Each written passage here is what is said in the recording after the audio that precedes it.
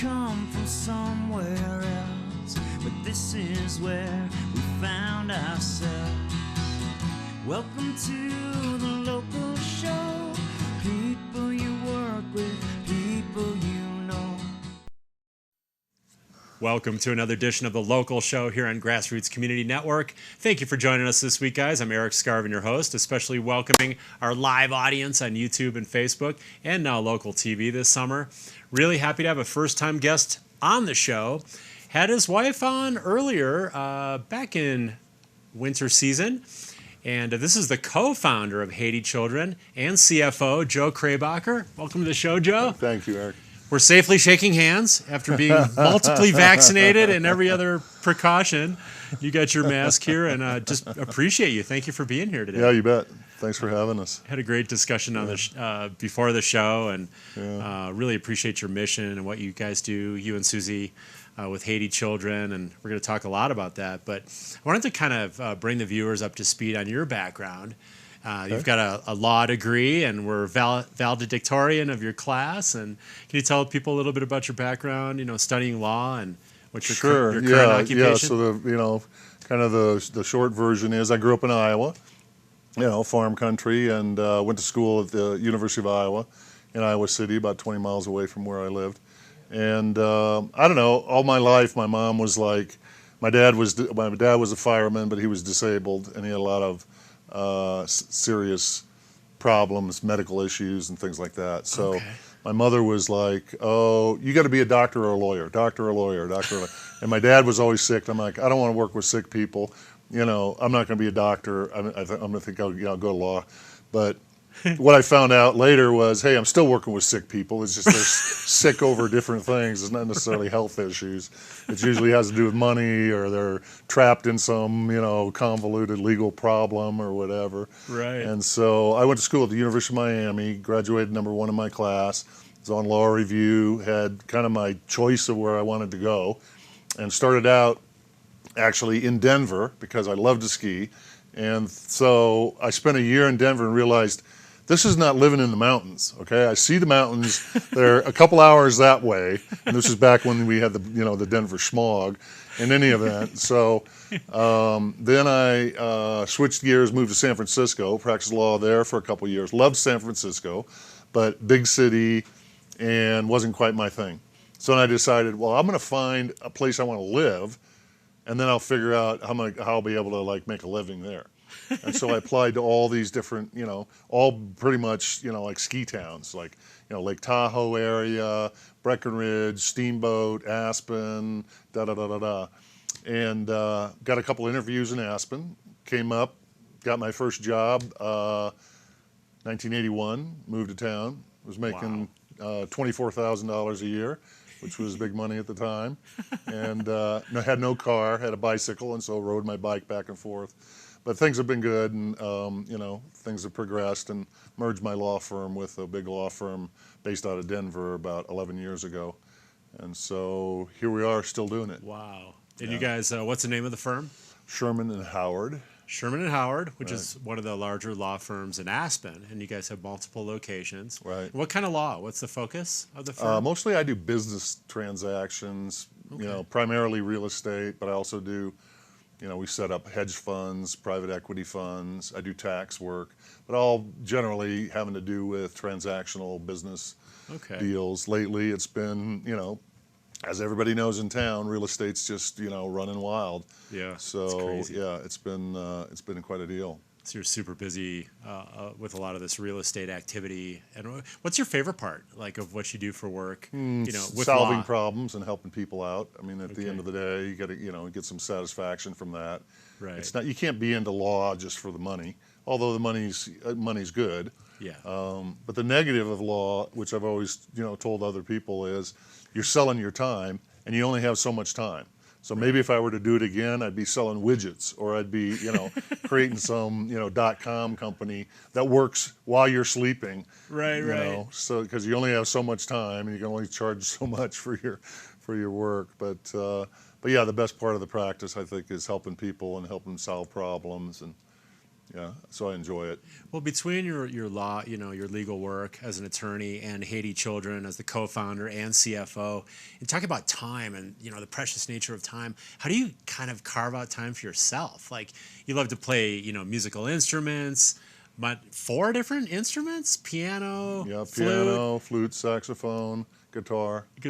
Like Yeah. how do you carve out time for that? I mean, you must be It's a super challenge, busy. I don't play as much as I used to, but yeah, it's a challenge, and you just have to be super efficient Yeah. in what you're doing.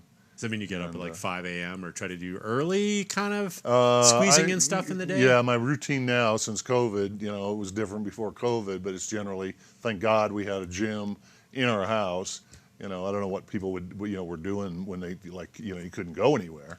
And then you get out of your routine, and I mean, I don't know, I'm big on routines. My wife's the same way. Yeah. But now I work out in the morning, and then I'll get in at 9:30 or whatever.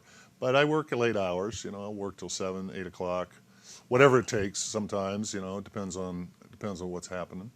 So what's And then the weekends end up being recreational time and some free time.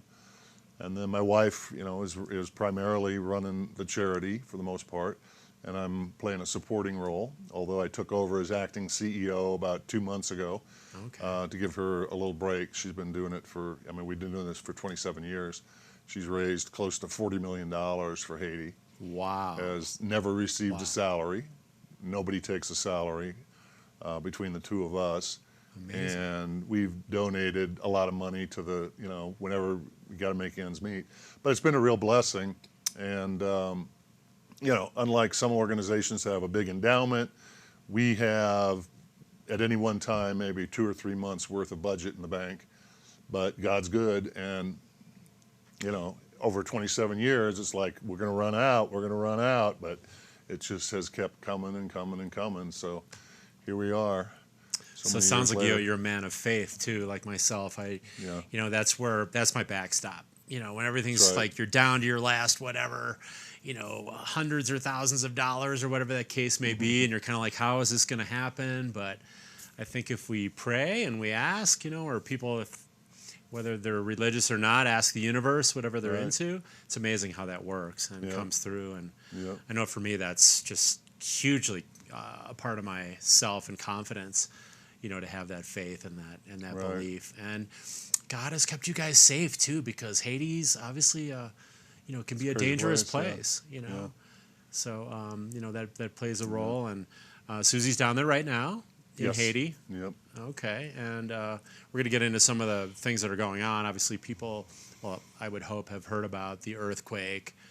Tropical Storm Grace, their president was assassinated this past year. Kind of a lot going on in a compressed period of time in Haiti. But I do want to touch on a couple more fun things before we go to break and Okay. start talking about Haiti and Haiti children. You're a man of board sports. You like to do Oh yeah. skiing, snowboarding, and windsurfing. Surfing. And Yep. what's your favorite of the board sports? Probably skiing. For Okay. years I was into snowboarding, but then skiing. I love windsurfing, but I don't. We have a place in Hawaii, but we just don't get out there often enough anymore. I really want to take up kiteboarding. I'm just not quite sure I'm gonna, whatever, because whatever. I had some guy who was, oh, I can teach you to do that. Well, what do you do? Well, the first day you do dragging. Okay, what's that? Well, you just basically get in the water, pop the sail up, and it drags you, through the water. You know what that's And called? you learn how to, control the sail. Chris Klug, my good friend, who I'm sure you know from around Sure, town, calls yeah. it teabagging. Oh, okay, Ding, yeah. ding, ding. And then that's a part of a kite mare when you're getting up to speed on kiteboarding. Yeah, and exactly. I'll yeah. have to give you Chris's contact information. Oh, I know Chris. Oh, you yeah, know Chris, yeah. sure, See, yeah. he could be a great instructor. Yeah. Because he knows about all those nuances and maybe We the just have to fastest find way. somewhere other than Rutai to do it. Right. Could you ever windsurf in Haiti? Would that be a thing or not? You could, yeah, if Yeah. they had equipment down there, you bet. Yeah. They get, it's Caribbean, you get tropical breezes, and Yeah. I mean, if you go on the other side of the island, the DR, Yeah. there's a lot of big windsurfing spots in the DR. I got to tell you some DR stories. I got down there for a month at one time and was able to design some mountain bike and hiking trails Oh, really? on this guy's 5,000 acre property. Which is really neat. It was featured in the movie Jurassic Park, and I was down there, like I said, for a full month on the ground with crews. Trying to remember how to speak Espanol, too, on that part of the island. So I was remembering what Senora Bernstein taught me in high school, which was interesting. But we got so much to get to, Joe. We're going to take a quick break, rehydrate for some heavy conversation. Okay. But I do want to thank our summer underwriters for making this series possible, and great inspirational guests like Joe Krabacher. We want to thank Haiti Children, Independence Pass Foundation, Klug Properties, Paradise Bakery, Pitkin County Landfill, White River Overland, and Sundog Athletics. We'll take our only break of the show, guys. We'll be gone for just 2 minutes. We're going to be right back. We're going to talk about Haiti, Haiti Children, and how you guys can get involved to make life better. So don't go away.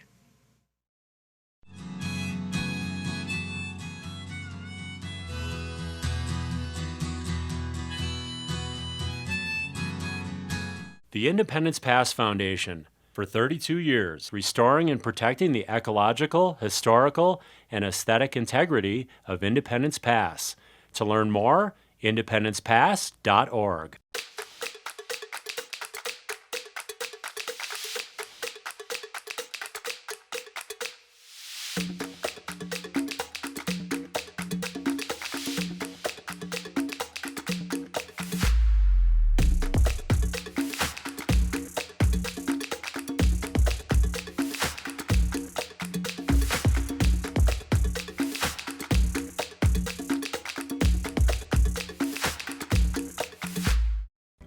I'm so passionate about this community. I absolutely love living here and raising my family here.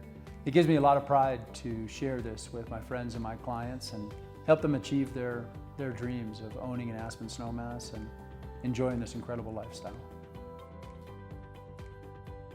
White River Overland specializes in camper van upfitting and overland outfitting. Catering to mountain dwellers and outdoor enthusiasts, many of WRO's builds are purpose-driven to facilitate and enhance skiing, cycling, camping, climbing, and river adventures. Nestled in the White River National Forest, close to the deserts of western Colorado and Utah, WRO also rents camper vans and accessories. More at whiteriveroverland.com.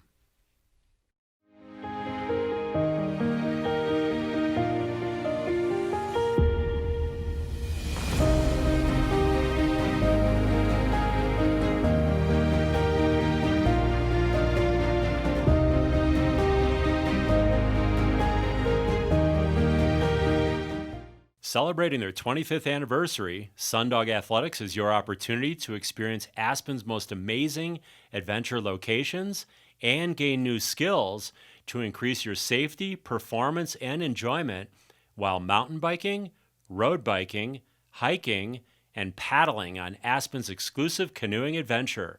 Like Sundog Athletics on Facebook for fresh adventure updates. Welcome to the local show. People you work with, people you know.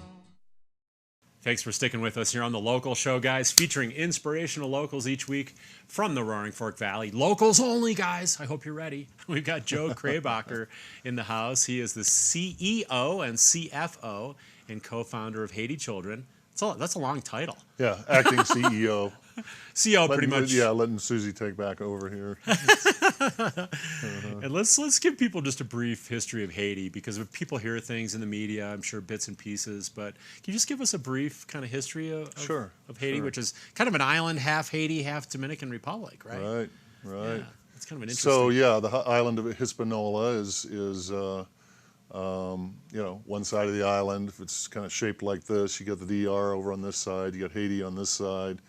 And Haiti was originally a French colony, whereas the Dominican Republic was a Spanish colony. Okay. And so, slave trade was happening back then. They were primarily producing sugar on these, Caribbean islands. And so the French brought a lot of slaves over to Haiti. So almost 220 years ago, Haiti revolted against the French, declared themselves a free nation. Unfortunately, they dedicated the island to Satan and had animal sacrifices and human sacrifices when they did it. Oh, geez. And this is primarily because the slaves had been brought over from Africa, where the predominant religion was voodoo. Okay. And so voodoo actually has been now, back in 1994, fairly famous president Aristide, Yep. who was originally a Catholic priest, but in any event, he made voodoo an official religion. But anyway, voodoo has been, it permeates the country. And although there's a lot of Christians, there's, whatever, the Mormon churches down there, etc. There's a lot of people that are trapped in this voodoo culture. And it's fairly scary, and it's real in terms of, what they do to people. But a lot of it can be traced to the drugs they use. For example, you've heard of zombies. We've met zombies, and zombies are somebody who's been poisoned, and the poison's typically from the blowfish. They dry out the blowfish, and it's got a poison in it, Okay. and then it damages your prefrontal cortex, and so you lose your, kind of your intelligence or whatever, but you're still moving around and blah, blah, blah, blah. Wow. So there's a lot of scary stuff happening in Haiti. And the voodoo culture doesn't respect handicapped or disabled children. They consider that someone has put a curse on that child, and so they end up being ostracized. Their families end up being ostracized out of the community. And so a lot of the kids that we have are handicapped because they've been abandoned at the hospital or things like that. But in any event, Haiti has been pretty tumultuous. They had, Papa Doc and Baby Doc were super strong dictators. And the country at that point was pretty much under control because they were so tough. They were the kind of, okay, you steal something, we chop your hand off type, in any event. They eventually get overthrown. And it's just been one administration after another of kind of corruption. There's, a lot of natural resources in Haiti. And just over the years, there's no central power system in the country. The electric system was primarily in the capital and only works a few hours of the day. So they have largely deforested the country because there's no power to cook with. So what do you cook with? You cook with charcoal. And so where do you get charcoal? You cut down trees or bushes or whatever, you throw it into a hole, you set it on fire, you put dirt on top of it, and then you come back a few days later and harvest the charcoal. So as they've moved around the island, and you can see on satellite images of the DR versus Haiti, you can see a distinct, like almost line where the country is, because the DR is still very lush. Haiti has been largely deforested as a result of, whatever, population and so on. Which all comes down from the government, basically, right? Well, that's kind of- lack of government. Exactly, exactly. Primarily an agrarian economy. About 80% of the people are subsistence farmers. Okay. And then, you've got the big cities that have, some other types of opportunities. But very difficult in terms of, there's about 70% unemployment in the country. Okay. 2% of the children graduate from high school. Wow. University is usually just so far off. We have a couple kids that are in the university. It's not inexpensive, not like the U.S., but it's still, for the good universities in Haiti, it runs about $10,000 a year for Okay. tuition. And That's for significant. a typical Haitian, it's totally out of reach. Right. So the average wage in Haiti is under $2 a day.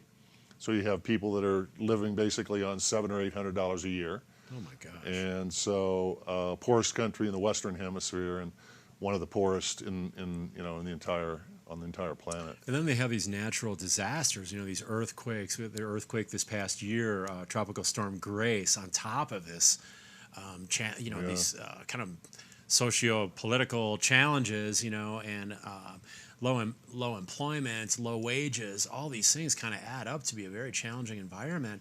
Yet you guys are operating Haiti Children almost like this light, in the middle of all this darkness is what it seems like to me. And tell people a little bit about Haiti Children, kind of, how it got going, up and running, and, your mission. Yeah, so it actually started, so part of my prior career, I worked for about 10 years in Russia, and then I worked for about 6 years in China. Wow.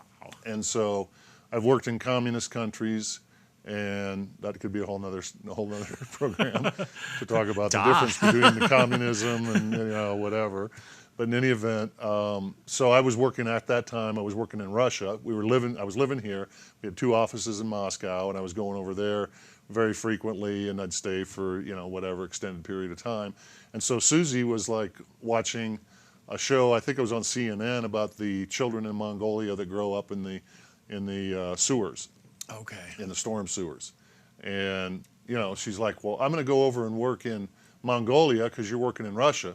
Well, Moscow's, probably 2,000 miles away from Ulaanbaatar. Right. It's kind of over there on that side of the planet, but it's not that close. And somebody at our church said, well, you don't need to go to Mongolia. I'll take you to Haiti. And this friend of ours had actually been there recently. And that was kind of the start of it. Susie went down there. And then just fell in love with the people. The people have great spirit. I don't want to have people have the impression that Haitians are bad people or anything. There are a lot of bad people in every country, right? Sure. And maybe they have more gangs and so on percentage-wise than the U.S. But for the most part, they're very nice people. Good spirits and. In any event, that kind of started it. And so she started spending money there, and I'm like, well, we should set up, being, the lawyer or whatever, we should set up a charity. So we set up a charity. I think our first year, our budget was maybe $5,000. Second year, it was maybe $20,000. We're now up where our budget runs about $1.5 million a year. So, wow. And it's just been, one thing after another in terms of how we've, added little projects and added kids, and I don't want to ramble on too much. How many kids now do you guys take care of? We probably take care of overall, including the children that we feed in the villages, the widows that we feed in the surrounding villages, the schools that we have. We have schools in Port-au-Prince and schools in the slums of Cité Soleil, and out at our big campus, if you want to call it that, which is an area called Arcaye. So we probably have, 3,000 children in our programs. Wow. As far as the kids that we take care of full time, we have about 120 orphans that are 24/7, in our care until they reach, if they're disabled, they stay with us forever.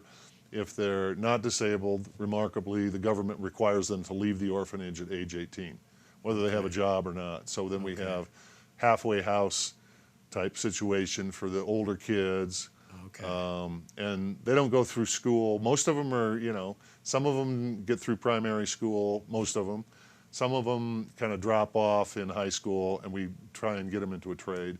We've got a couple, like I said, that are in the university. So, well, we've got a great video, courtesy of yourself. Oh, right, yeah. A typical day in the life of the kids at the. Did you call it the main campus? Yeah, we call that. We call that the Williamson Village or Mercy and Sharing Village. We used to be known as Mercy and Sharing. Changed our name to kind of tie into what we actually do, and changed it to Haiti Children.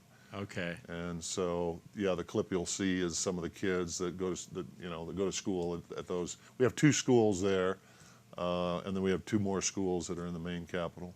Okay, let's check out that video next for more.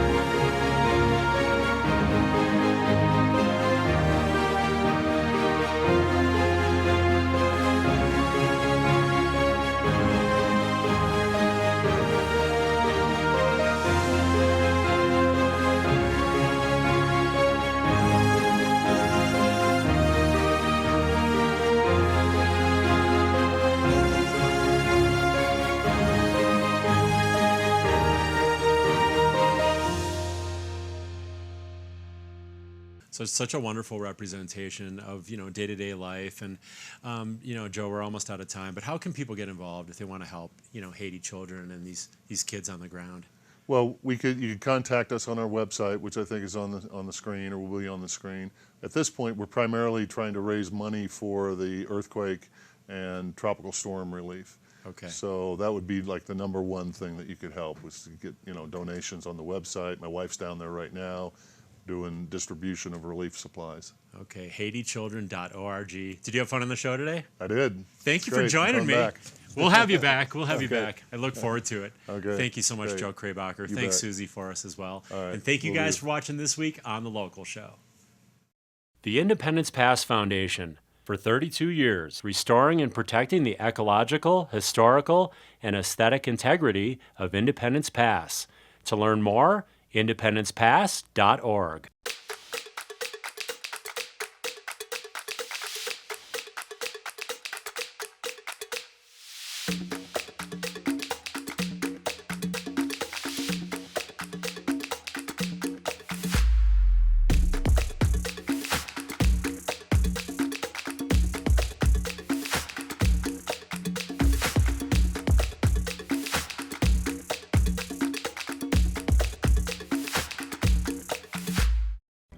I'm so passionate about this community. I absolutely love living here and raising my family here. It gives me a lot of pride to share this with my friends and my clients and help them achieve their dreams of owning an Aspen snowmass and enjoying this incredible lifestyle. White River Overland specializes in camper van upfitting and overland outfitting. Catering to mountain dwellers and outdoor enthusiasts, many of WRO's builds are purpose-driven to facilitate and enhance skiing, cycling, camping, climbing, and river adventures. Nestled in the White River National Forest, close to the deserts of western Colorado and Utah, WRO also rents camper vans and accessories. More at whiteriveroverland.com.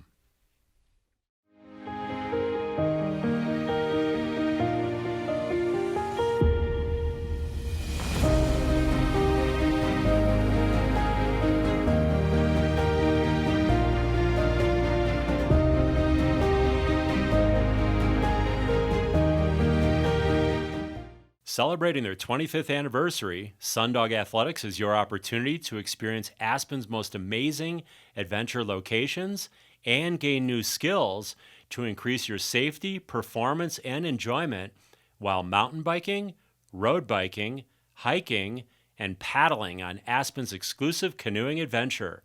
Like Sundog Athletics on Facebook for fresh adventure updates. Welcome to